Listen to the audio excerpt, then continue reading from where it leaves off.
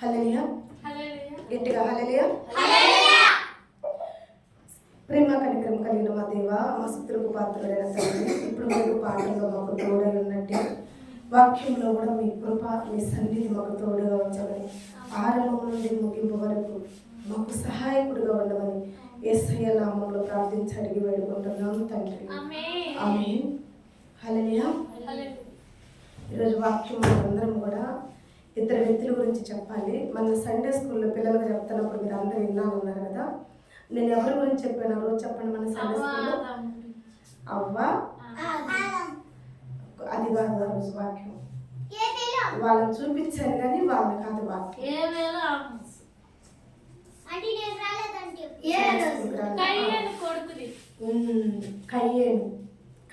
కయ్యేను ముద్ది మనముడు లెమిక్. ఓకేనా? వీళ్ళిద్దరి గురించి నేను పిల్లలకు చెప్తున్నప్పుడు మీరు ఏం విన్నారో నాకు తెలీదు. వీళ్ళిద్దరి గురించి నేను చాలా గుప్తంగా మీకు చెప్తా.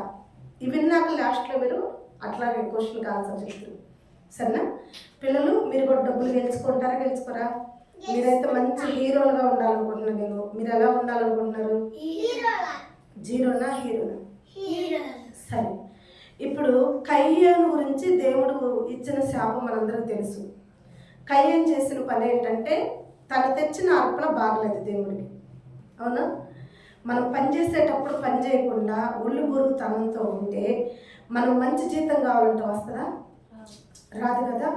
కయ్యేను వాళ్ళ తల్లిదండ్రులు కయ్యేనుకు ఫలం ఇస్తే ఆ ఫలాన్ని మంచిగా సాగు చేసుకుని మంచిగా దున్నుకుని 1-2 సార్లు, మాగాడంటే 1-2-3 సార్లు దాన్ని సాగు చేసుకుంటేనే గింజలు వస్తాయి. అవునా కదా?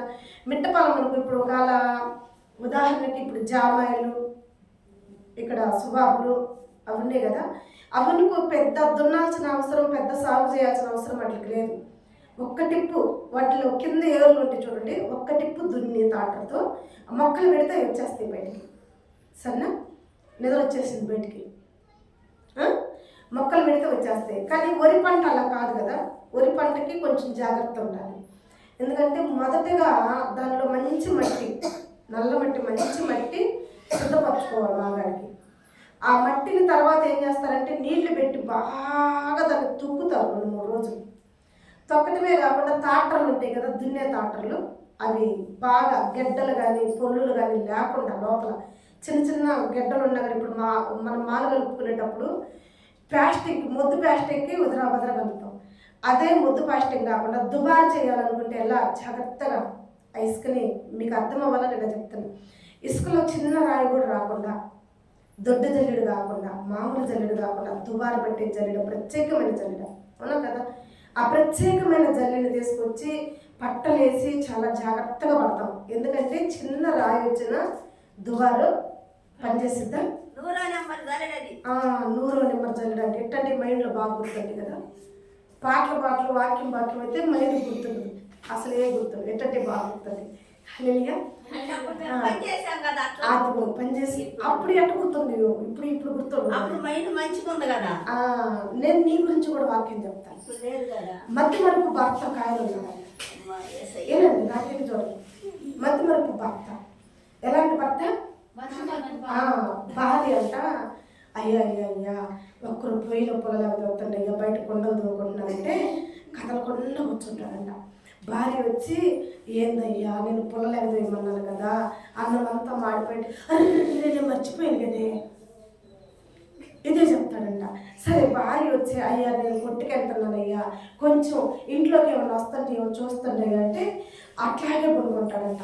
భార్య వచ్చి, అయ్యా ఏందయ్యా ఈ చెట్లన్నీ చూడు, బర్రెలు పశువులన్నీ తినేసాను, నేను చూస్తున్నామన్నాను కదా, అట్లా ఎట్లా అంటే, అరే నేను చెప్పావా, నేను మర్చిపోయాను కదా, అయినా నేను మర్చిపోయినే, నాకు మైండ్ లేనోడు, నాకు ఎట్లాంటి ఎందుకు చెప్తావు నువ్వు, చెప్పి నువ్వు బాధపడటం తప్పితే అన్నమాట.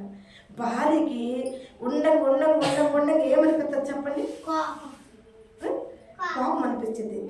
ఇలా నిజంగానే ఇతనికి మతి మరిపా, లేక ఇతను చేయాల్సి వచ్చిందని, లేకపోతే ఈ మతి మరిపి అనే వంకతో అడ్డం పెట్టుకుంటే ఇంకా అడగదుగా, ఇంకా చెప్పదుగా, పాస్టమ్మ చెప్పదుగా అని చెప్పి ఏం చేశారు తెలుసా?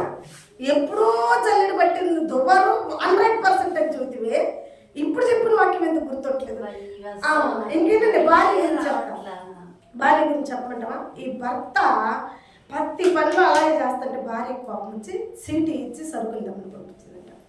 సరుకులు దమ్మని పంపిస్తే ఆ సీటీ కూడా రాసిందిగా, రాసిన సీటీ తీసుకుని సరుకులు తేవాలిగా. అక్కడికి వెళ్ళి మరలా ఎదురు తిరిగి వచ్చాడంట. ఏందయ్య అంటే ఏం చెప్పేవాడు మర్చిపోయాను అన్నాడంట. అయ్యా నీ జోబులు చీటీ పెట్టాను కదా అంటే చీటీ కూడా మర్చిపోయాను అన్నాడంట. కోపం వచ్చి భార్యకి కడుపు నిండా అన్నం పెట్టిందంట. తిని పడుకుని నిద్రపోయాడంట. సన్న సూది ఒకటి తీసుకుని కాలుకు 2 బెజ్జాలు వేసిందంట. కాలుకి ఏం చేసింది? 2 బెజ్జాలు వేసిందంట. 2 బెజ్జాలు సెలవు సురుక్కుమంటదిగా. నిద్రలో ఉండోడు లేచాడంట. వయ్యో పాము, వమ్మో పాము, వయ్యో పాము, వమ్మో పాము అని అవుతుందంట. కాలం మొగుడికి కాదు. వయ్యో పాము, వమ్మో పాము కిటికీలో తిరుగుతుందయ్యా, మంచం దిగిందయ్యా, మంచం దిగిందయ్యా, నిన్నేమైనా చేసిందంటే ఏంటంటే సురక్కమంత కాలు అని చెప్పి కాలు చూసుకునే 2 బెజ్జాలు. ఆ బెజ్జాల నుంచి ఏమవుతుంది? వయ్యో వమ్మో నాకు ఇంకేముంది పాము కరిచిందని పెద్దగా ఏం చేస్తున్నాడు? అరుతున్నాడంట. అరుతునేకి అయ్యా పాము కాటుకు ముందు ఇచ్చేవాళ్ళు ఉంటారు. డాక్టర్ కాడికి పోదాం కావాలని చెప్పి పరుగును తీసుకుని డాక్టర్ కాడికి వెళ్ళినాక ఏమైందంటే నువ్వు ఉండగా నేను లోపలికి పోయి డాక్టర్కి జరిగిందంతా చదువుతానని డాక్టర్కి పోయి ఏం చెప్పింది? ఏ పని చెప్పినా మతిమరుపు అంటున్నాడయ్యా, ఏం చెప్పినా గుర్తులేదంటాడయ్యా, ఏం చెప్పినా మర్చిపోయానంటాడయ్యా, వాడికి నిజంగా పాము కావాలయ్యా, నేను సూత్తో 2 బెజ్జాలు పెట్టి పాము పనులు కనుక కాల్ చేశాడు తెచ్చానయ్యా, వాడు మతిమరుపు రాగానే నువ్వే తీసేయాలయ్యా అని చెప్పిందంట. సరే రమ్మను నాకు చెప్పావు కదా, నువ్వు బయటికి పో, అసలు ఉన్న రమ్మను లోపలికి అన్నాడు. ఇప్పుడు అసలు ఎవరు? పాము తెరిచినాడా, సూదులు కాటేసినాడా? వాడి కళ్ళనే తెలుసు, వాడికి తెలియదుగా అది పాము నరిచిందిగా. అయితే ఈ సూది కాటేసిన లోపలికి వెళ్ళడానికి ఏందయ్యా నురుగు కూడా రాలేదు నీకు ఇప్పటికి అంటే ఎవడకపోయిందిగా లోపల. అయ్యో ఇదేదో పాము అయ్యా మొత్తం డేంజర్ పాము. మామూలుగా అయితే ఏ పాము గరిచిన నురుగు వచ్చింది, వాడికి అప్పుడు దాకా నురుగు రాలేదని డౌట్ ఉంది. ఇది పామా కాదని వాడు కన్ఫ్యూజ్ అవుతున్నాడు. వాడిని ఈడు మరలా చేయాలి కదా, వాడు మైండ్ సెట్ చేయాలి కదా. అమ్మో అలివి కానీ పాము కలిసిందయ్యా, ఇంకేముంది నువ్వు బతికేదే లేదయ్యా. అయితే ఒక 5 రోజులు నేను చెప్పిన ముందు నేను చెప్పిన ఆకును జాగ్రత్తగా మిగితే ఈ పాము ఇష్టం లోపల ఇనిగిపోయిందయ్యా అన్నదంట. తొందరగా నా పిల్లల్ని పిలుస్తూ ఉండు, ఏమాకు అది నువ్వు చదువు దాన్ని తెచ్చిపెట్టి తినవు, తొందరగా నా పిల్లల్ని పిలుస్తూ ఉండు, ఆ ముందు అట్టేసుకోవాలి చదువు, ఎందుకంటే నాకేముంది మత్తి మరుపుంది. భలే ఓడివే, ఇంకేంది నువ్వు బతికేది లేదు, ఇంకా చచ్చిపోతావు. అయితే ఏందయ్యా అట్ట మళ్ళీ 3వ వ్యక్తికి తెలియకూడదు, ముందు ఎవరికి తెలియకూడదంట? నీకు నాకే తెలియాలి, ఇచ్చే నాకు మింగే నీకే. 3వ వ్యక్తికి తెలిస్తే వృత్తా చచ్చిపోతావయ్యా నువ్వు. అయ్యా నీకేం మధ్య మరిపోయాక నేను చెప్పి లాభమే ఉంది, నేను ఏడ చెబుతావు నువ్వు బయటకు పోయి మర్చిపోతావు, ఇంకెట్ట బతుకుతావు? ఏందయ్యా నువ్వు భలే ప్రాణం పెట్టావు నాకు, ఇప్పుడు నా బెల్లం వినకూడదా?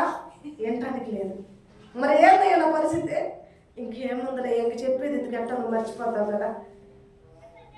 నేను మర్చిపోతానని నీకు చెప్పానంటే నువ్వు నాకు చెప్పు, నేను గుర్తుపెట్టుకుంటా. ఎట్ట గుర్తుపెట్టుకుంటానయ్యా? నీకేంటిదంట మధ్య మరుపు. మరి ఎట్ట గుర్తుపెట్టుకుంటావయ్యా? బలవాడు నా ప్రాణం కన్నా ఎక్కువయ్యిందయ్యా, గుర్తుపెట్టుకుంటే చెప్పు. వద్దులయ్యా చచ్చిపోతావు, ఎంత సరిపోతావు, నీకెందుకు చెప్పడం? ఏదయ్యా నీకు దండం పెడతా చెప్పయ్యా. అప్పుడు చెప్పాడంట, ఒక 5 రోజులు నేను ఇచ్చే వంట తెలియకుండా ఒక ఆకులో పెట్టుకొని తినాలన్నాడంట. తెల్లారటంతో ఆల్చిమంట నొప్పుదాడుతున్నాడంట ఆయన కాడికి. ఎవరి కాడికి? వంట కాడికి.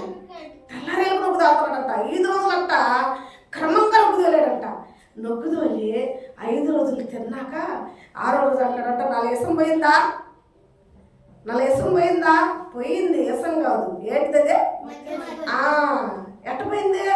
ఈ 5 రోజులు అట్ట గుర్తుపెట్టుకుని వచ్చా నీకు మధ్య మరిపోయింది. ఎంత క్రమంగా ఎట్ట మింగా? డాక్టర్ ఇచ్చిన మందులు మింగుతారు. డాక్టర్ ఈ మందులు ఇట్ట మింగాల మంచిగా అయిపోలే గుర్తుంది కదా. అమ్మో నీకు నెత్తిలో గడ్డ ఉందని చెప్పాను, అది భలే గుర్తుంటుంది. నీకు నరాల్లో నెత్తి లేదన్నారు భలే గుర్తుంటుంది. చర్చిలో వాకింగ్ గుర్తుంది భలే కదా. అయ్యేదన్నమాట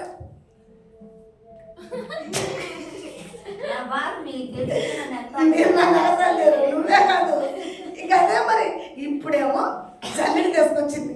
ఎప్పుడు పని చేసి ఉండదు. ఉదాహరణకి ఆ ఒక మాట 4,000 రూపాయల మందు తింటేనే అది గుర్తు పెట్టుకుంది కదా. 4,000 రూపాయల ముందు 4,000 రోజులు గుర్తుండలేవు. ఎప్పుడైనా నాకెళ్ళి నిద్ర ఎందుకు వస్తుంది నీకు?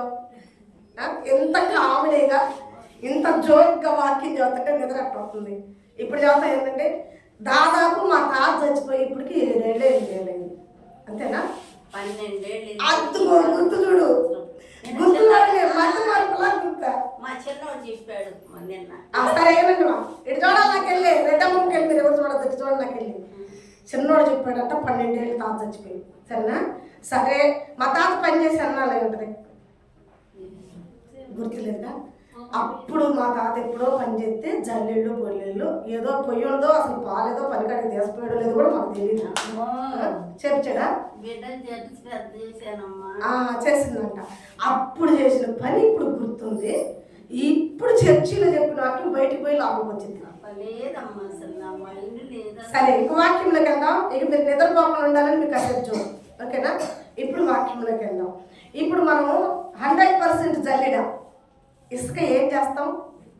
కాస్టింగ్ జాగ్రత్తగా చేస్తాం. అలాగే మాగాడు చేసేటప్పుడు కూడా మనం ఏం చేయాలా?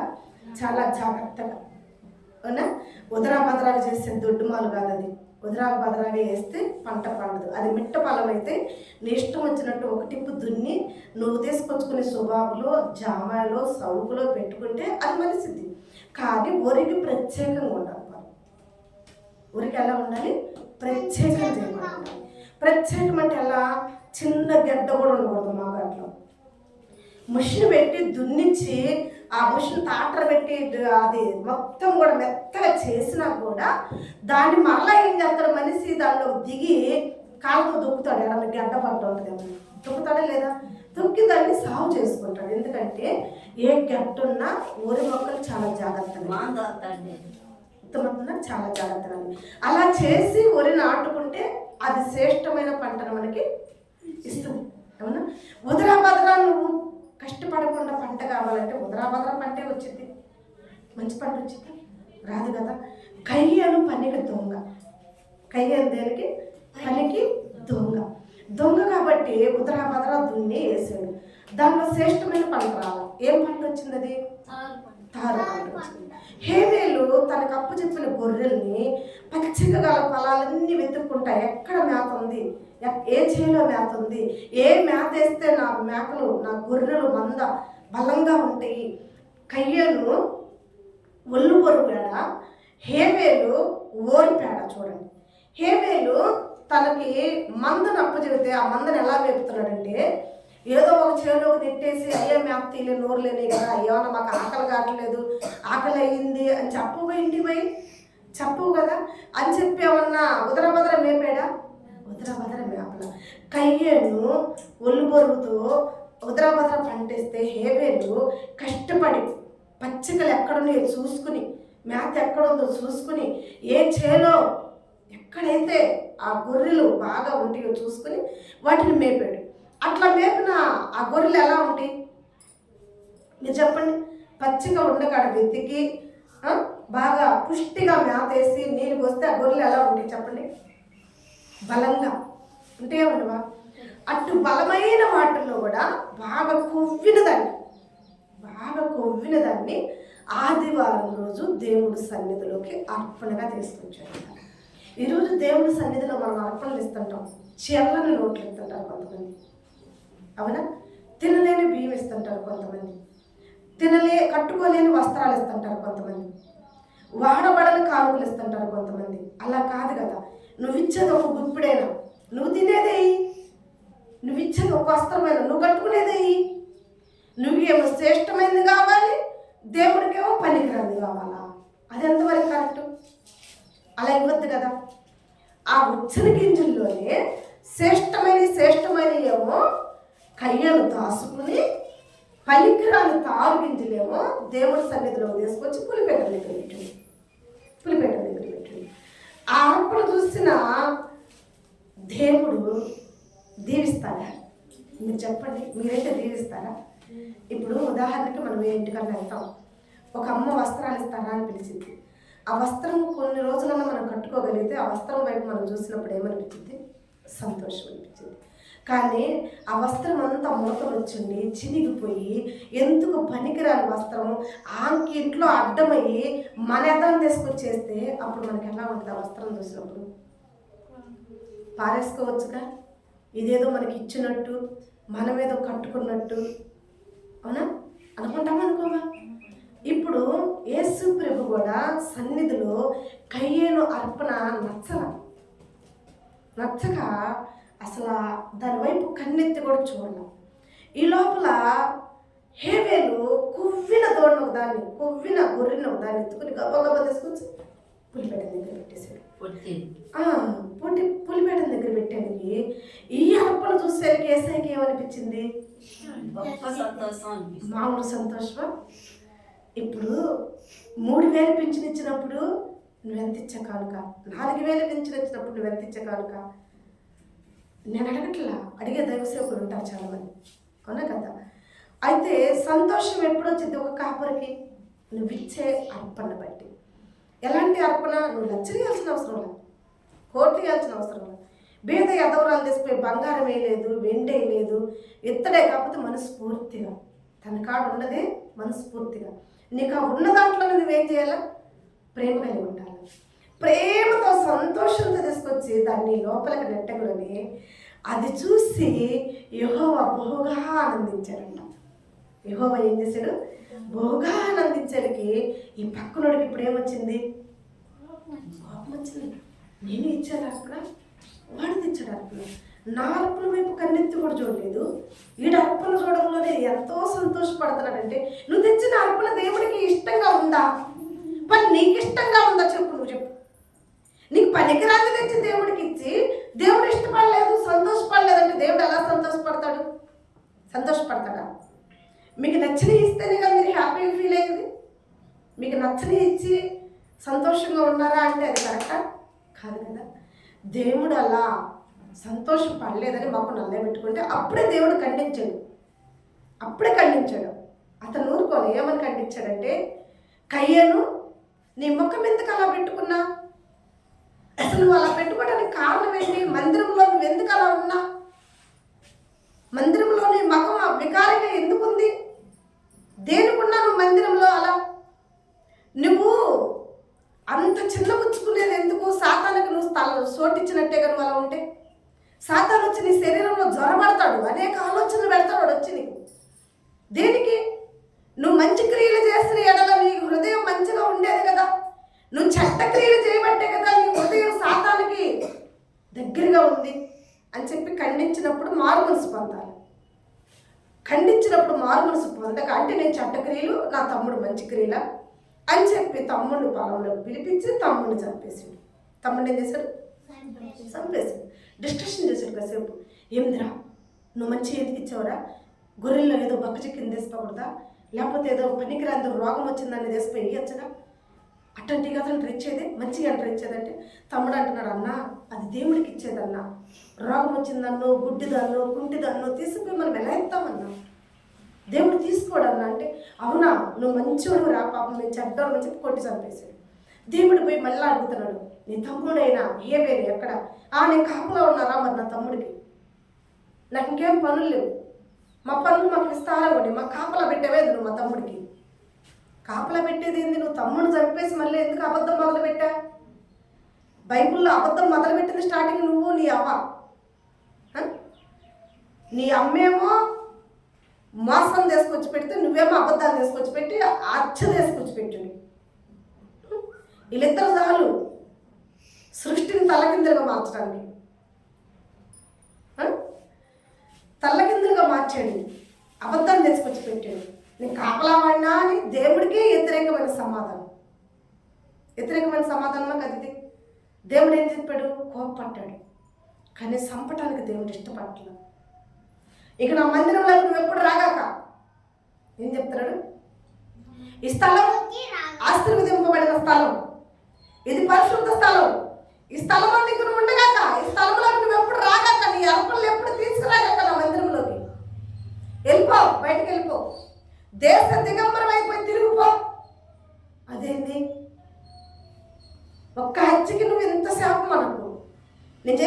ఎంత? అరే ఒక మనిషిని చంపి అది ఎంత అంటాడు, అది ఎంతవరకు కరెక్టు? ఒక మనిషిని చంపి ఎంత అనేది ఏంది? ఒక మనిషిని బతికించి చూద్దాం, చంపినంత తేలిగ్గా ఆ మనిషిని బతికించి చూద్దాం. దీనికే ఇంత శిక్ష అంటే నువ్వు బతికించి చూస్తే కదా నీకు తెలిసేది. దేవుడు బతికిస్తున్నాడు కాబట్టి ఆయనకు తెలుసు.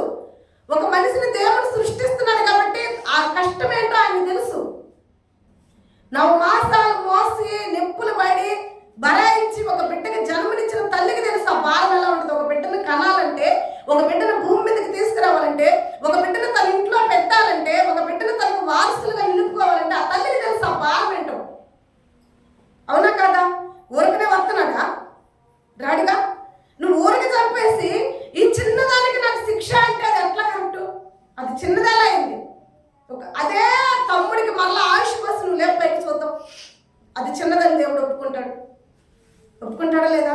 ఒక్కోసారి మనకు తెలిసి తెలియని తప్పులు చేసేదని దేవుడిని ఇలాగే మనం మొండి వాదన చేస్తుంటాం. ఈ చిన్నదానికైనా ఎంత శిక్ష అంటే ఆ చిన్నది చాలు. ఆజ్ఞ అధిగమించడమే తప్పు. దేవుడు నిన్ను హెచ్చరించినప్పుడు నువ్వు మారు మనసు పొందకుండా పైపెచ్చు దేవుణ్ణే కావిలి వాడిని అని అడుగుతున్నావు. దీనికి ఇంత శిక్ష అని దేవుడిని అడిగితే శిక్ష వేయడు దేవుడు. ఇంకెందుకు నీ మందిరానికి రానప్పుడు, నీ వద్దకు రానప్పుడు నేను బతికేది ఎందుకు? ఇంకా నేను బతికుంటే ఏం చేయాలా? ఆలయానికి రాకుండా నేను ఉండలేను, ఈ స్థలంలో ఉండకుండా నేను ఉండలేను. తల్లిదండ్రులకు దూరం అయిపోయాను. ఇప్పుడు తల్లిదండ్రుల కాడికి వెళ్ళగలుగుతాడా? వెళ్ళలేడు. ఎంత నీ తమ్ముడు ఎక్కడ అడగరా? వాళ్ళకి ముఖం చూపించగలుగుతాడా? చూపించలేడు. సన్నిధిలో ఉండడానికి దేవుడు ఒప్పుకోవట్లే, వెళ్ళిపోమన్నాడు బయటికి. ఇప్పుడు దేశ దిగంబరిగా వెళ్ళాలా లేదా? ఇలాంటి బతుకు ఎందుకు? ఇంకా నాకు తల్లిదండ్రులకు ముఖం చూపించలేను, నీ ఆలయంలో ఉండలేను. ఇలాంటప్పుడు నేను బతికుండి ఏం చేయాలని చెప్పి అర్జెంటుగా అంటున్నాడు. నన్ను ఎవడైతే కనుగొనునో, అది కాను 4:15 వచ్చిన తీయమ్మ వాక్యం వింటున్నారా? ఎవడైతే నన్ను కనుగొనునో అందుకు యెహోవా, ఒకసారి విన్నమ్మా, ఎవడైతే నన్ను కనుగొనునో వాడు నన్ను చంపేయాలి. ఎందుకంటే ఒక్క నిమిషం ఆగమ్మా. ఎవడైతే నన్ను కనుగొంటాడో వాడు నన్ను ఏం చేయాలా? చంపేస్తాడు. ఎందుకంటే తల్లిదండ్రులకి భారమే. ఇక నీ సన్నిధిలో ఉన్న నా బతుకు వద్దు, నా చేతులతో నేను చావలేను కదా. ఎవడో ఒకడు వచ్చి నా తమ్ముడిని నేను ఎలా చంపానో నన్ను కూడా వాడు అలాగే చంపాల. ఈ మాట ఎవరు అడుగుతున్నారు? కయ్యేడు. దేవుడు ఏమంటున్నాడు తెలుసా? అందుకు చదువు, ఇప్పుడు చదువు. అందుకు యెహోవా అతనితో కాబట్టి ఎవడైనను కయ్యేనును అంటున్నారా? నువ్వు అనుకుంటున్నావేమో నేను దేశ దిగంబరిని తిరగలేను, తల్లిదండ్రులకు దూరం అయిపోయాను, నీ సన్నిధికి దూరం అయిపోయాను, నేను ఎలాగో నా చేతులతో నా మరణాన్ని నేను చాపలేను. ఎవడన్నా నన్ను కనుగొని వీడు యెహోవాకి ఎదురు తిరిగినోడు, తమ్ముడిని చంపినోడని తెలుసుకుని నన్ను చంపేయాలి ఎవడో ఒకళ్ళని చెప్పి దేవుడు వద్ద అడిగాడు. అడిగితే దేవుడు ఏమన్నాడు తెలుసా? ఎవడైనా నిన్ను చంపితే నీకు అంతే శిక్ష. వాడికి ఎన్ని వంతులు వస్తుంది? ప్రతి దండన 7 కలుగు చేస్తా వాళ్ళకి. ఎవడైనా నిన్ను చంపితే వాడికి ఏం కలుగు చేస్తాను? ప్రతి దండన 7 ఇస్తా. ఇప్పుడు యెహోవా కయ్యేనుని సేవ్ చేస్తున్నట్ట శిక్షిస్తున్నట్ట నాకు అర్థం కావట్లేదు. ఇక్కడ ఎట్లా శిక్షిస్తున్నాడు? శిక్షిస్తే కయ్యాన్ని చంపాల, లేదా కయ్యాన్ని ఎవరైనా చంపుతారన్నప్పుడు వాళ్ళని చంపనియాల. వాళ్ళని చంపడానికి లేదంటున్నాడు, చంపట్లేదు. పైపెచ్చు ఇంకా నిన్ను ఎవడన్నా చంపితే 700 శిక్షిస్తావాడికి అంటున్నాడు. అంటే మరి ఇప్పుడు సేవ్ చేస్తున్నట్ట? చాలా మంది అడుగుతున్న క్వశ్చన్లు ఇవి మమ్మల్ని. నన్ను చాలా మంది అడిగారు, పాస్టమ్మ మాకు ఒక వాక్యం అర్థం కావట్లేదంటే. ఏంటి ఆ వాక్యం? మీకు ఏం అర్థం కావట్లేదమ్మా నేను అడిగినప్పుడు. 7 శిక్ష అన్నాడు కదా. ఎవడైనా కయ్యేని చంపితే వాడికి 7 శిక్ష అన్నాడు కదా. ఎందుకు కయ్యేని దేవుడు కాపాడుతున్నాడు? కయ్యాను మంచోడు కాదు, కయ్యేను వాళ్ళ తమ్ముడు చంపేశాడు, దేవుడికి ఎదురు తిరిగాడు, దేవుడికి అబద్ధం చెప్పాడు. అలాంటి కయ్యేను చంపాలి కదా. చంపితే ఎవడైనా 700 శిక్ష అంటున్నాడంటే ఇప్పుడు కయ్యేను మీద దేవుడికి ప్రేమ. ఈ విషయం తెలియని వాళ్ళందరూ కూడా ఈరోజు ఒక ముగింపు చెబుతున్నానండి.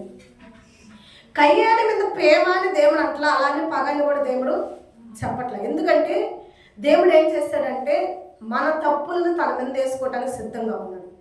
అవునా? నీ బిడ్డ తప్పు చేస్తాడు, నువ్వేం చేస్తా అర్జెంటుగా నీ బిడ్డ నీ ఒళ్ళో పెట్టుకునేదని ఆ తప్పు నీ మీద వేసుకుంటావు. అవునా? అట్లానే నీ బిడ్డను దండించుకొని ఉంటావా నువ్వు? ఉంచుతావు నువ్వు? అది చెప్పండి, నాకు చెప్పండి. ఇప్పుడు ఎవరైనా వచ్చి పైన పడుతున్నప్పుడు ఆ తప్పు నీ పైన వేసుకుంటావు, కరెక్టే. ఆడి పక్కకి వెళ్ళాక నీ బిడ్డను ఏం చేస్తావు నువ్వు? మామూలుగానా? వాళ్ళు చేసిన తప్పును బట్టి దండిస్తారు. చిన్న తప్పు అయితే చిన్నగా, పెద్ద తప్పు అయితే పెద్దగా దండిస్తావు. దండించుకునే ఉండవుగా.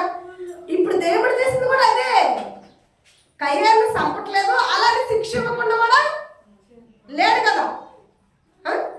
నీ బిడ్డ విషయంలో నువ్వు ఎలా న్యాయం చేసావో తన స్వరూపమందు తన రక్తం ఇచ్చి బిడ్డలను చేశాడు కదా దేవుడు. చేసినప్పుడు ఆయన చంపడానికి ఇష్టపడ్డగా. అలాని ప్రేమించడానికి తన తప్పుని ఇంకో తప్పు చేయమని వాడు దేవుడు చెప్పడుగా. శిక్ష ఇస్తాడు, క్షమాపణ కూడా. 2 ఎవరైనా తెలియని వాళ్ళు ఉంటే ఈ వీడియో చూస్తున్న ప్రతి ఒక్కరికి కూడా సమాధానం దొరికింది. ఓకేనా? అవునా కదా? ఇప్పుడు కయ్యానికి ఎలా సాట్ వేసుకున్నాడంటే నిన్ను ఎవడు చంపడరా, నువ్వు కూడా చచ్చిపోవద్దురా, ఒకవేళ ఎవడన్నా నిన్ను కనుక చెయ్యేస్తే 7 వాడికి శిక్ష వేస్తానని చెప్పి మోకాన ఒక బోర్డు రాసి పెట్టాడు. అలానే కయ్యాన్ని దండించుకుంటలేడు, తల్లిదండ్రులకు దూరం చేశాడు, ఊళ్ళో లేకుండా చేశాడు, మందిరంలోకి రాకుండా చేశాడు. అవునా? దేశ దిగంబరమై తిరగాలన్నాడు కొన్ని రోజులు. శిక్ష ఇచ్చాడా ఇవ్వలేదా? ఎందుకన్నా ఇంకేం శిక్ష కావాలి? అవునా? తన స్వరూపమందు చేసుకుని నరుడు ఆయుష్ దేవుడు కోరుకోడు ఇప్పుడు కూడా. కనుకనే తను చనిపోవాలనుకున్న దేవుడు ఏం చేశాడు? ఆగిపోయాడు. ఇప్పుడు ఇంతవరకు కయ్యాల జీవితం మీకు చెప్పాను కదా. లెమెకు అనే ఒక వ్యక్తి ఉన్నాడు. కయ్యానికి ముద్దిమనుడు అతను. కయ్యానికి ఎవరంటే అతను ముద్దిమనుడు. ఇప్పుడు లెమెకు గురించి మీకు ఎందుకు చెప్తున్నానంటే లెమెకుదే ఉంది ఇప్పుడు జీవితం. కయ్యాను ఇప్పుడు ఇంతవరకు దేశ దిగమయ్యాడు. ఓకే, అసలు కయ్యానికి పెళ్ళి అయిందా? కయ్యానికి సంతానం ఉన్నారా? కయ్యాను దేశ దిగంబరిగా ఇంకా అలాగే చనిపోయాడా? మరి వచ్చాడా? మరలా వచ్చాడు. కొన్ని దినములు దేశ దిగంబరిగా తిరిగాడు, కొన్ని సంవత్సరాలు. ఎన్ని సంవత్సరాలు అంటే భూమి మీద మనుషులు పుట్టేంత వరకు కూడా మనం. ఈ కయ్యాను వెళ్ళి నాకేమైందంటే ఆదాము అవ్వతో కూడినప్పుడు ఆదాము అవ్వకి మరొక సంతానం దేవుడు ఇచ్చాడు. అవునా? కయ్యాను హేబేలుని చంపినందుకు దేవుడు మరొక బిడ్డను మనకి ఇచ్చాడు అని చెప్పాడు. ఇప్పుడు ఆ బిడ్డ కాకుండా ఆదాములకి అవ్వలకి స్త్రీలు పురుషులు కూడా పుట్టారు చాలా మంది. ఇప్పుడు వరకు స్త్రీలు కావాలి పెళ్లి చేసుకోవడానికి. అవునా? పెళ్లి చేసుకోవడానికి ఇప్పుడు అవగర్భం నుంచి స్త్రీలు పుట్టారు. ఇక ఈ స్త్రీలు పురుషులు విస్తరిస్తున్నారు భూమి మీద. విస్తరిస్తున్న సమయంలో అప్పటి వరకు కయ్యాన్ని ఎటుపోయినా మనుషులు లేరు, పలకరించే వాళ్ళు లేరు, మాట్లాడేవాళ్ళు లేరు. ఎందుకంటే భూమి అంతా కూడా ఖాళీ, ఎవరు అసంటికి పలకరించేవాళ్ళు. చూడండి, మనము ఆ ఊళ్ళో జనమందరిని వదిలిపెట్టి మనం ఊరి చివరికి వస్తే మనం ఒక్కోసారి ఏమనుకుంటామంటే 7 ఊరు మాకు దిక్కు. అవునా? మరి ఒకళ్ళిద్దరం ఒకసారి కాకుండా ఒకసారి చూసుకుంటున్నాం, పలకరించుకుంటున్నాం. అలాంటప్పుడే మనకి ఎలా ఉంటే అసలు మనసులు అనేది లేకుండా తిరిగాడు కయ్యాను. అసలు పలకరించే వాళ్ళు అనేవాళ్ళు లేకుండా తిరిగాడు కయ్యాను. అవునా కదా? తిరిగి తిరిగి తిరిగి తిరిగి తిరిగి తిరిగి అన్నీ అయిపోయి తూర్పు దిక్కుకు వచ్చినప్పటికీ ఈ తూర్పు దిక్కున మనుషులు కనపడుతున్నారంట కయ్యానికి. ఎందుకంటే ఆ సంతానం ఎక్కడి నుంచి రాలేదు, వాళ్ళ తండ్రి వాళ్ళ తల్లి ద్వారా వచ్చింది. ఇక ఆ మనుషులు కనపడటం చూసి ఒక స్త్రీని పెళ్లి చేసుకున్నాడు. ఒక స్త్రీని పెళ్లి చేసుకున్నాడు. పెళ్లి చేసుకుని సంతానంగా ఉన్నాడు, చక్కగా ఆశీర్వదింపబడ్డాడు. అంటే కయ్యానికి వివాహం ఉంది. ఓకేనా? వివాహం అయిపోయాక కయ్యాను మరణం చూద్దాం. కయ్యాను మరణము వృద్ధాప్యతనంలో వచ్చింది. పరిశుద్ధ లేఖనంలో కయ్యాను మరణం చూపించారు. ఓషియా గ్రంథం అని చాలా బైబిల్లో ఉంటాయి. ఓకేనా? ఇక చాలా చాలా బైబిల్లో ఈ ఒక పరిశుద్ధ లేఖనంలో కాకుండా ఇదేమో దేవుడి చేత రాయించబడింది, మనుషులు రాసిన బైబిల్లో కొన్ని. ఆ బైబిల్లో మనం ఆ వాక్యం చూసినప్పుడు కయ్యేలు ఒక చరిత్ర మనం చదివినప్పుడు కయ్యేలుకు మరణం ఉంది. ఎలా మరణించాడు, ఏంటి అసలు ఆ మరణానికి అర్థం ఏంటి? కయ్యేలు వృద్ధుడై చచ్చిపోయాడా, యాక్సిడెంట్ అయి చనిపోయాడా, ఎవరైనా చంపితే చచ్చిపోయాడా, లేకపోతే ఏదైనా రోగం వచ్చి చచ్చిపోయాడా? ఇది మనకు తెలియాలిగా. కయ్యేలు ఆరంభం తెలిసిన మనకి ముగింపు కూడా తెలిస్తేనే కదా బాగుండేది, అవును కదా? ఇప్పుడు ముగింపు నేను చెప్తా. కయ్యేలుని ఎవరు చంపడం వాస్తవంగా, ఎందుకంటే చంపిన వాళ్ళకి ఏమవుతుంది?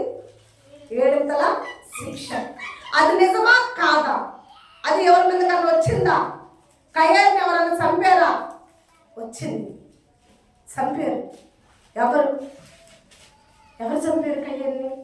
ఎవరి మీదకి వచ్చింది? లెమేక్ ఒక కొడుకున్నాడు. లెమేక్ అనే ఒక వ్యక్తున్నాడు. కయ్యేలుకు ముదుమన్నాడు. అర్థమవుతుందా? అతనికి ఒక కొడుకు ఉన్నాడు. ఈ లెమేక్ కొడుకు ఏం చేశారంటే యాటకి వెళ్ళారంట. ఎక్కడికి? యాటకి వెళ్ళారు. యాటకి వెళ్ళినప్పుడు ఈ లెమేక్ ఏం చేశారంటే, కొడుకు ఏం చేశారంటే, నాన్న నాకు నేను వేస్తా బాణాలు అన్నాడు. నేను గురి చూసి నేను బాణాలు వేస్తానన్నా, నాన్న నేను ఏటాడతాను అన్నాడు. అప్పుడు లెమేకు కొడుకు కోరిన నిమిత్తము ఎమ్మటిని ఏం చేశాడు? కొడుక్కి బాణాలు ఇచ్చి వదలమని చెప్పాడు. ఈ కయ్యేలు ఏం చేశాడంటే ఒక పదచాట్లు కూర్చుని ఉన్నాడు. ఒక పదచాట్లు ఏం చేశాడు? కూర్చుని పద కదులుతాడు. అయితే ఈ పిల్లాడు ఏం చేశాడు? ఈ పదచాట్లు ఉంది జంతువేలని చెప్పి తన వద్ద ఉన్న బాణాలు ఏం చేశాడు? వదిలేడు. ఇప్పుడు కయ్యేలు ఏమైపోయాడు? ఇప్పుడు కయ్యేలు మీద దేవుడు దీవెన ఉంటుంది. ఎవడైనా నిన్ను చంపిన ఎడలా 7 శిక్ష వచ్చిందా కదా వాడికి? వచ్చింది, అవును కదా? ఇప్పుడు చిన్నపిల్లాడే కానీ శిక్ష ఆగదుగా, దేవుడి వద్ద నుంచి వచ్చిన తీర్పు కదా. అయితే పెద్దగా అరిచాడు కయ్యేలు చనిపోయేటప్పుడు. అరిచినప్పుడు ఈ కయ్యేలు తండ్రి అయిన లెమేకు పోయి గబగబా పొదల్లో చూస్తే ఆ మనిషి ఎవరో కాదు, కయ్యేలు. కొడుకు మీద కోపం వచ్చిన తండ్రికి, ఏరా నువ్వు బాణాలు విడిచిపెట్టేటప్పుడు మనిషి జంతువు చూడవా అని చెప్పేసి ఈ లెమేక్ ఏం చేశాడంటే తన 2 చేతులతో కొడుకుని ఇట్లా బొగ్గల మీద ఊరికిట్లా తట్టాడు. ఊరికిట్లా తట్టితే కొడుకు చచ్చిపోయాడా? ఊరికిట్లా తట్టాడు అంతే. తట్టడంతో కొడుకు ఏం చేశాడంటే కయ్యేలు మీద పడి చచ్చిపోయాడు. ఇప్పుడు వాళ్ళ నాన్న తట్టినందుకు చచ్చిపోయాడు అంటారా, లేకపోతే శాపం అంటారా? కన్ఫర్మ్, అవునా? ఇది శాపం వల్ల చనిపోయాడు, అంతేనా? కయ్యేలు చాలా లెమేక్ చాలా బాధపడ్డాడు. ఒక పక్కేమో తాత చచ్చిపోయాడు, ఇంకొక పక్కేమో కొడుకు చచ్చిపోయాడు. లెమేక్ చాలా బాధపడ్డాడు, భయపడుతున్నాడు. అంటే అసలు లెమేక్ ఎందుకు భయపడాలి? కొడుకు చచ్చిపోయాడు, బాగానే ఉంది. మరి లెమేక్ భయపడుతుంది ఎవరికి? హత్య చేసినందుక, లేక దేవుడుకా? లెమేక్ ఎవరికి భయపడుతున్నట్టు? దేవుడికి భయపడలేదు. మీకు భూమి మీద మొట్టమొదటిగా 2 పెళ్ళిళ్ళు తీసుకొచ్చింది లెమేకే. అప్పుడు వరకు 2 పెళ్ళిళ్ళు ఎవరికి లేవు. ఆదాము ఒక ఆమె చేసుకున్నాడు. ఈయన ఏం చేశాడు తెలుసా? 2 పెళ్ళిళ్ళు. ఆదా, సిలా అని భార్య పేర్లు. ఏం పేర్లు? ఆదా, సిలా. వీళ్ళిద్దరికి కూడా ఒకటే కొడుకు. ఇవి ఒక్కడే చచ్చిపోయినాడు, ఒక్కడే కొడుకు, అవునా? ఆ ఒక్క కొడుకుని ఏటకు తీసుకుపోయేటప్పుడు భార్యలు ఇద్దరే ఉన్నారంటే వద్దయ్య వద్దు ఏటకు తీసిపోగా కారణం. ఈ లెమేక్ ఏం చేస్తాడంటే సాటైన సహకారంగా ఉంటాడని చెప్పి కొడుకుని పట్టబెట్టి ఆడకపోయి ఏం చేశాడు? కొడుకుకి బాణం ఇచ్చాడు. కొడుకు బాణం వేయడంతో తాత చచ్చిపోయాడన్న పాపంలో చంపబెట్టి కొట్టాడు. కొట్టినప్పటినే వాస్తవం వల్ల కొట్టినందుకు చనిపోలేదు కానీ 7 శిక్ష వచ్చి కొడుకు చనిపోయాడు. ఇప్పుడు భార్యలు కలిగిపోయి బిడ్డ చచ్చిపోయాడంటే భార్య ఊరుకుంటారా? ఇప్పుడు దీనికి భయపడుతున్నాడు. దేనికి భయపడుతున్నాడు? దేవుడికి కాదు భయపడుతుంది. చచ్చిపోయిన బిడ్డ కోసం కాదు భయపడుతుంది. ఆదా సిల్లాల నిమిత్తం భయపడుతున్నాడంట. ఎవరిద్దరి నిమిత్తం? ఆదా సిల్లా. ఆమె క్వశ్చన్స్ చదువుతానన్నారు, జాగ్రత్త. అడుగుతానా? లెమేక్ భార్యని పేరు ఏంటి అన్నట్టు గుర్తుపెట్టుకోండి. మెడకాయలు ఇరిగిందా నిద్రపోతున్నారు. ఆదాశలకు భయపడినా ఈ లెమేక్ ఏం చేశాడు తెలుసా? ఇంటికి పోయి చెప్పాడు. ఇంటికి పోయి ఏం చేశాడు? జరిగిందంతా చెప్పాడంట. చెప్పేది ఎమ్మటినే భార్యలు ఇద్దరు కోపడి వెళ్ళిపోయారు. భార్య ఇద్దరు ఏమని చేస్తారు? అమ్మ వాక్యం వింటే ఆయనకి చెప్పగలుగుతారు, వాళ్ళ వ్యవహారం చెప్పుకుంటే ఆయనకి చెప్పలేరు. వర్షం వస్తే వచ్చింది, దేవుడు ఆపుతాడు. హల్లెలూయా. వింటున్నారా? భార్యలు ఇద్దరు అలిగి భర్త నుంచి ఏం చేశారు? వెళ్ళిపోయారు. వెళ్ళిపోయేళ్ళకి ఎన్నిసార్లు మీకు భార్యల వద్దకు వెళ్ళి పిలుస్తున్నారు, రాట్ల వాళ్ళు. చేతల బిడ్డను చంపేవా, కొట్టి చంపేవా, కొట్టి సంపలా, శాపంతో చచ్చిపోయాడు బిడ్డ, కొట్టి సంపలా. అది వాళ్ళకి వివరంగా చెప్పాలంటే వాళ్ళకి అవకాశం ఇవ్వట్లేదు. లెమిక్ వాళ్ళిద్దరు ఇస్తున్నారా? ఇప్పట్లో చాలాసార్లు చూడండి, ఎవరైనా తప్పు చేస్తారు, మనం తిడతా ఉంటాం, వాళ్ళకి ఒక అవకాశం ఇవ్వాలి. మనం కూడా అప్పుడప్పుడు ఒక్కోసారి పేడ చేస్తుంటాం, నేను కూడా చేస్తుంటాం ఒక్కోసారి పేడ. వాళ్ళకి అవకాశం ఇవ్వలేదు. ఎందుకంటే వాళ్ళ మీద నాకు ఎలా ఉంటుందంటే కోపమే ఉంటుంది, కానీ వాళ్ళకి అవకాశం ఇచ్చి చూడాలి. అసలు వాళ్ళు ఏం చెప్తారో మనం వినాలి. అవునా కదా? విన్నాక కదా మనం నిర్ణయం తీసుకోవాలి. అతనికి అవకాశం ఇవ్వట్లా. పెట్టేది బిడ్డ చచ్చిపోయాడు. నువ్వు వద్దంటే బిడ్డను ఎందుకు తెచ్చిపోయావు? బిడ్డను ఎందుకు చంపావు? బిడ్డ మరణానికి నువ్వే కారణం. ఇదే పాయింట్ పట్టుకుని వాళ్ళిద్దరు వెళ్ళిపోయారు. కానీ పాప మళ్ళీ లెమెక్కి ఏం చెప్తాడు, అసలు ఏం జరిగిందో అదంతా వినాలి కదా. వింటున్నాం. మరి ఇప్పుడు వాళ్ళిద్దరూ వాళ్ళ కాపురం ఏంటి? అసలు ఈడుపాటమేనా? వాళ్ళ మధ్యలో ఒక వ్యక్తి వచ్చాడు. దేవుడికి మహిమ కలుగును కాక. ఒక వ్యక్తి వచ్చాక, అమ్మా జరిగిన విషయం ఇదిలే, మీ భర్త ఏం చెప్తాడు అసలు వినండి, జరిగిన విషయం ఏంటో తెలుసుకోండి, అసలు బిడ్డ ఏ కారణంతో చచ్చిపోయాడు, అసలు ఏం చెప్తాడో వినండి అన్నప్పుడు భర్త మాట వింటానికి భార్య ఇద్దరు సిద్ధపడ్డప్పుడు అప్పుడు భర్త మాట్లాడటం మొదలుపెట్టాడు. ఆదికాండం 4:22 23 లెమెకు తన భార్యలతో, ఓ ఆదా, ఓ శీలా, అప్పుడు దాకా విన్నారా వాళ్ళు? వినలేదుగా. మరి భర్తకు బాధ కలుగుతుందా కలగదా? అసలు ఏం జరిగిందో తెలుసుకోవాలా లేదా? ఆయన చూడటంతో టోరేసేస్తుంటాయి, నెట్టేస్తుంటాయి. ఎప్పుడు అవకాశం దక్కింది లెమెకు. ఓ ఆదా, ఓ శీలా, నా భార్యలారా, నా పలుకులు వినండి. వినాలా లేదా? వింటున్నారు. ఇప్పుడు ఏమంటున్నారు? కయ్యాను గురించి చెప్తాడు. చెప్పమ్మా. నన్ను గాయపరిచినందుకు ఒక మనిషిని. ఇప్పుడు గాయపరిచింది ఎవరు? కొడుకేనా?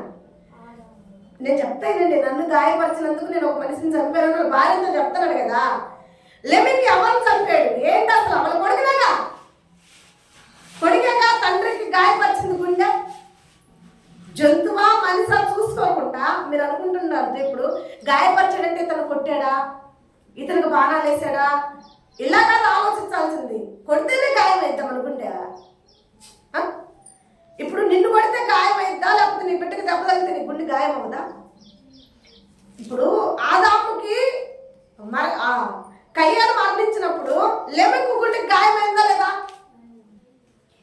గాయమైనందుకు ఒక పడుసు వాడిని నేను చంపితిని, కావాలనే చంపలా. వాస్తవం అయితే ఓరి కొట్టాడంతే, చచ్చిపోతాడు అనుకున్నాడా? అనుకోను, చంపితిని. అయితే నన్ను మీరు క్షమించరా? అంత మోసం చేసి తమ్ముడిని చంపిన కయ్యానికే 7 క్షమాపణ దొరికిందిగా. దొరికిందా దొరకలేదా? చదవమ్మా. అంతేనా ఉంది? నన్ను దెబ్బ కొట్టినందుకై ఒక పడుచువాడిని చంపితిని, 7 ప్రతిదండన కయ్యాను కోసము వచ్చిన ఎడల లెమెకు కోసము 77 వచ్చును కదా. చెప్పండి, కయ్యాన్ని 7 క్షమించాడు దేవుడు, నన్ను 70 క్షమిస్తాడు దేవుడు. ఎందుకు నన్ను 70 క్షమిస్తాడు? తప్పు నాది లేదు, తప్పు నాది లేదు. నేను పడుసు వాడిని నన్ను గాయపరచినందుకు, నేను పడుసు వాడిని కావాలని చంపలేదు. కావాలని చంపిన కయ్యానికి 7 క్షమాపణ దొరికినప్పుడు కావాలని చంపిన నాకు, నన్ను గాయపరిచినందుకు చంపిన నాకు 70 క్షమాపణ దొరకదా? దేవుడు ఎప్పుడా నాకు? దేవుడే క్షమాపణ ఇస్తుంటే, ఓ ఆదా, ఓ చిల్లా, మీరెందుకు నా మాటలు వినరు? హల్లెలూయా. అలా భార్యలకు చెప్పినప్పుడు అప్పుడు భార్యలు భర్త చేసిన దాన్ని అర్థం చేసుకుని లేవెక్కి ఇంటికి మరలా ఓ ఆదా ఓ చిల్ల వెళ్ళారంట. దేవుడికి మహిమ కలుగును గాక. వెళ్ళారా వెళ్ళలేదా? వెళ్ళారు. ప్రేమని పెట్టారా? ఇక్కడ మనం నేర్చుకునే విధానం ఏంటంటే, నేను చెప్తలేనండి, దేవుడు తప్పు చేసిన వారిని శిక్షించక మానడు. అలానే మరణమేమి ఇవ్వడు. ఇప్పుడు నీ కోర్టులో వీజీగా హత్యలు చేస్తున్నారు, మానభంగాలు చేస్తున్నారు, కానీ కోర్టు వాళ్ళని ఎందుకు చంపట్లేదంటే ఒక మనిషి ప్రాణం తీయటం చాలా తప్పు. అవునా? ఒక మనిషి ప్రాణం తీయకూడదు అనేది కోర్టు కానీ అధికారులు కానీ తీర్పిస్తున్నారు. కానీ గాయపడిన వారు మాత్రం ప్రాణానికి ప్రాణం కావాలని కోరుకుంటాం. అవునా కదా? ఒకరిని చంపినప్పుడు వాడికి ఆ ప్రాణం విలువ తెలియకుండా వాడు చంపినప్పుడు మనం ఎందుకు వాడి ప్రాణం నుంచాలి అని అంటాం. అవునా కదా? కానీ దేవుడిని ముమ్మారు మనం చంపుతున్నా దేవుడు మాత్రం మన ప్రాణాన్ని తీయటానికి ఇష్టపడ్డు. ఎంతసేపటికి మనకు శ్రమాపణలే పెడుతున్నాడు. దేవుడు క్షమిస్తున్నాడు. ఆయన క్షమాపణలు ఎలా ఉన్నాయి చూడండి. కయ్యానికేమో 7 క్షమాపణలు, లెమెక్కేమో 70 క్షమాపణలు తీసుకొచ్చుకున్నాడు. అవునా కదా? ఈరోజు అధికారులు కూడా హత్య చేసిన వాడిని క్షమిస్తుంటాయి, మానభంగాలు చేసిన వాడిని క్షమిస్తుంటాయి. ఎంతవరకు వాళ్ళని క్షమించాలి మనం చెప్పండి? ఉసిరుసిన వాళ్ళకు ప్రాణం చేస్తుంటే ఆ క్షమాపణ దొరికిందని చెప్పి మారు మనసు ఏమైనా పొందుతున్నారా? క్షమించాలని చెప్పి ఏమైనా మారు మనసు పొందే వాళ్ళు ఏమైనా కనపడుతున్నారా? ఇంకా దాన్ని అలుసుగా తీసుకుని ఇంకా హత్యలు మానభంగాలు ఇంకా ఎక్కువ చేసేవాళ్ళు ఎంతమంది లేరు? అలాంటి వాళ్ళని ఏం చేయాలా? కాబట్టి అలాంటి వాళ్ళని ఏం చేయాలని మనల్ని అడిగితే నిలువు నరిగేయాలంటాం మనం. దేవుడు మనల్ని ఎన్నిసార్లు క్షమిస్తున్నాడు, కానీ మనల్ని ఏం చేయాలి? దేవుడు ఒక హత్య చేస్తున్నాడు, ఒక మానభంగం చేస్తున్నాడు, కోర్టు క్షమిస్తే వాడు ప్రాణాలు తీయటం కరెక్ట్ కాదులే, వాడు మాట్లాడాలని క్షమిస్తే వాడు మానగా దాన్ని సులభంగా చేసుకుని ఇంకా అనేక హత్యలు అనేక మానభంగాలు చేస్తున్నప్పుడు మనం తీసుకునే నిర్ణయం ఏంటంటే వాడిని చంపేయాలా. మరి మనకు కూడా దేవుడు అనేక అవకాశాలు ఇస్తున్నాడు మారు మనసు పొందుతామని. మనం హత్యలు చేసినా పాపం చేసినా దేవుడు అనేక మార్లు మనల్ని క్షమిస్తూనే ఉన్నాడు. తన చాటును మనల్ని మరుగుపరుస్తున్నాడు. మరణ శిక్ష అనేది మన మీదకి రాకుండా దేవుడు తప్పిస్తూనే ఉన్నాడు. అవునా కదా? కయ్యాన్ని ఎలా తప్పించాడు దేవుడు చెప్పండి. ఇప్పుడు ఎంత నిన్నెవరు కూడా చంపడానికి లేదు, వాళ్ళకి శిక్ష వేస్తానన్నాడా లేదా? ఇప్పుడు చూడండి, ఒకడు హత్య చేసి వెళ్తుంటాడు, వాడు పోలీసులు చిక్కుతాడు. ఈ హత్య చేసిన వాడు తాలూకా జనమంతా నొక్కుతారు వాడు చంపడానికి. పోలీసు వాడు ఉండగా వాడి మీద మనం వేయగలుగుతామా? వేయలేక. ఎందుకు? పోలీసు వాడు ఏమంటాడు? రే వాడి మీద చేయేస్తే మిమ్మల్ని చంపేస్తా. ఎందుకు అంటున్నాడు పోలీసు వాడు ఆ మాట? వీడు మంచోడే అంటున్నాడా? అంటలేదు. కానీ వాడు చెడ్డోడని పోలీసు వాడికి తెలుసు. అయినా సరే వాడి మీద చెయ్యి ఏడు రక్షిస్తాడు వాడిని. ఆ చెయ్యంటూ వేస్తే పోలీసు వాడే వేస్తాడు. అంతేనా? అదే చేస్తున్నాడు మన దేవుడు కూడా. మనం రక్షిస్తున్నాడు, సాటిని వేసుకుంటున్నాడు, మన మీద శిక్ష పడకుండా కాపాడుతున్నాడు, ఇతరులు కూడా మనల్ని చంపకుండా కాపాడుతున్నాడు. కానీ దేవుడు మనం చాలా సులభంగా చేసేస్తున్నాడు, చాలా అలసైపోతున్నాడు దేవుడు మనకి. అందుకే దేవుడు అంటున్నాడు, నేను వెక్కిరింపదగిన వాడిని కాదు. నేను ఒక శక్తి అయి ఉన్నా. నేనేమై ఉన్నాను? ఒక శక్తి అయి ఉన్నా కనుక మారు మనసు పొందు. దేవుడు క్షమాపణ ఇస్తే కయ్యాలు మారాడు లేదా? ఆ హత్య తర్వాత కయ్యాలు ఇంకొక హత్య చేశాడా? దేవుడు క్షమాపణ ఇస్తే లెమెక్ మారాడు. ఆ హత్య తర్వాత ఇంకొక హత్య చేశాడా? కానీ ఈ రోజుల్లో మనకు వస్తుందా మార్పు? మనకు వస్తుందా?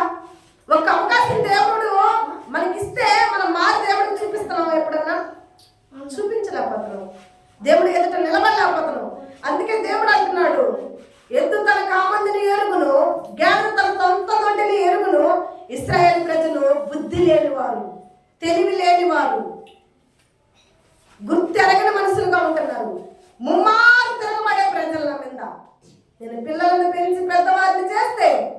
వారు నా మీద తిరుగుబాటు చేసే పిల్లలు ఉన్నారు. మనం తిరుగుబాటు చేద్దామా? హత్య చేసిన కయ్యేను మారుతున్నాడు, లెమిట్ చెప్తున్నాడు, 70 సార్లు క్షమాపణలు ఇస్తున్నాడు దేవుడు అంటున్నాడు. ఆ క్షమాపణలు ఎగతాళిగాను సులభంగాను మనం చూసుకుంటే మన జీవితాలు ఏమైపోతాయి? తారుమారైపోతాయి. అవునా? కాబట్టి మనం ఎలా ఉండాలంటే గురి కలిగి ఉండాలి. హల్లెలూయా.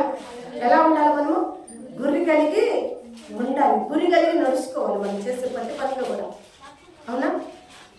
తెలియక నువ్వు చేస్తే తప్పు, తెలిసి చేస్తే నేరం. తప్పును క్షమించవచ్చు, నేరాన్ని క్షమించవచ్చా? క్షమించలే కదా. ఒక్కసారి చేస్తే తప్పు, పొద్దుగూకులు చేస్తుంటే అది తప్ప? పొద్దుగూకులకి క్షమాపణ దొరికిద్దా? హల్లెలూయా. కాబట్టి పిల్లలారా, మారు మనసు పొందాలి. దేవుడి సన్నిధిలో తెచ్చే అర్పణ దేవుడికి ఇష్టంగా ఉండాలి. నీ అర్పణ దేవుడికి ఇష్టం లేకుండా నువ్వు శ్రేష్టమైన తీసుకుని దేవుడికి పనికిరాని తీసుకొచ్చి నువ్వు అర్పణిస్తే దేవుడు తీసుకోడు. దానికి నువ్వు ఖర్చు పెట్టుకుని హేబేలును చంపాలనుకుంటే ఎలా? దేవుడు మందిరానికి ఏమైపోయాడు? కయ్యాను దూరం అయిపోయాడు, మందిరంలో నుంచి బయటికి నెట్టబడ్డాడు, దేశ దిగంబరిగా తిరగాల్సి వచ్చింది. ఓకేనా? కాబట్టి సోమరి చీమల వద్దకు వెళ్ళి పని నేర్చుకో. సోమరిగా ఉంటే మనం నెట్టబడతాం. అవునా కదా? మనం పని నేర్చుకునే వారికి ఉండాలి. హల్లెలూయా. ఆరాధన టైం అవుతుంది కాబట్టి ఆరాధన కొరకు మనందరం కూడా ప్రార్థన చేసుకున్నాం.